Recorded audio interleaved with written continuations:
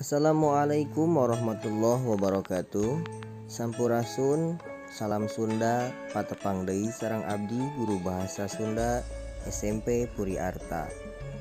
Dina danget ieu pribados bade ngabahas tentang mikaweruh kabahasaan kelas 9 SMP Puri Arta. Mangga ku hidup diperhatoskeun sareng diregepkeun ku sasarengan. Anu kahiji, kalimah. Kalimah teh gabungan tina sabaraha kecap atau kata anu ngandung harti. Kalimah diwangun ku jejer atanapi basa Indonesia subjek dilambangkeun ku huruf J. Caritaan di bahasa Indonesia nyaeta predikat dilambangkeun ku huruf C. Pangrandap atanapi objek di bahasa Indonesia dilambangkeun ku huruf P. Jeung keterangan di bahasa Indonesia di keterangan dilambangkeun ku huruf K. Nah, saparantos kitu aya jenis-jenis kalimah. Kalimah pagawean, kalimah sifat, sareng kalimah bilangan oge aya kalimah barang. Mangga urang tingali hiji-hijina. Kalimah pagawean nyaeta kalimah nu caritaan anu diwangun ku kecap pagawean. Contona, manehna manggul karung ti sawah. Manehna nyaeta jejer, manggul nyaeta caritaan ku kecap pagawean, karung ku pangrandap, ti sawah nyaeta kateranganna. Ida ngagaleuh endog.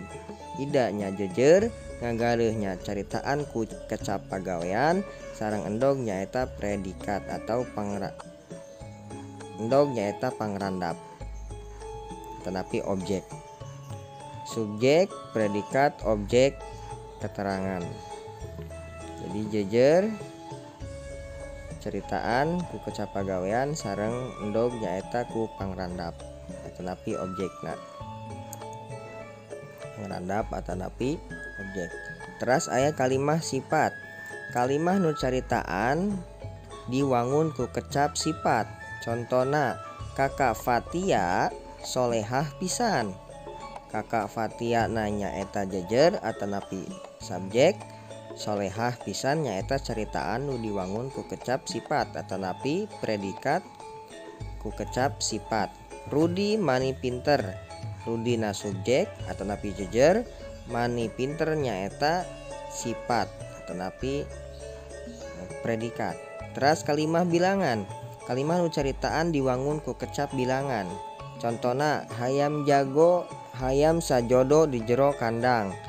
Hayamna subjek atau jejer, sajodo nyaeta predikat atanapi caritaan ku kecap bilangan, di jero kandang nyaeta keteranganna.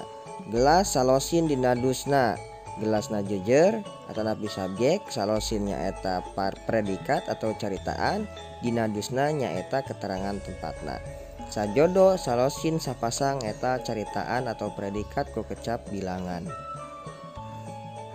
Teras aya deui kalimah nu salajengna nyaeta kalimah anu barang. Nah, kalimah barang, kalimah anu caritaan anu diwangun ku kecap barang. Contona, Kang Kardi camat di Sukamaju. Kang Radina subjek atanapi jejer, predikatna atanapi caritaan na nu diwangun ku kecap barang nyaeta camat, di Sukamaju nyaeta keteranganna. Haji Saipul Ustad di Cikadongdong. Haji Saipul na subjek atanapi jejer, ustadna caritaan atanapi predikat nu diwangun ku kecap barang, di Cikadongdong nyaeta keteranganna.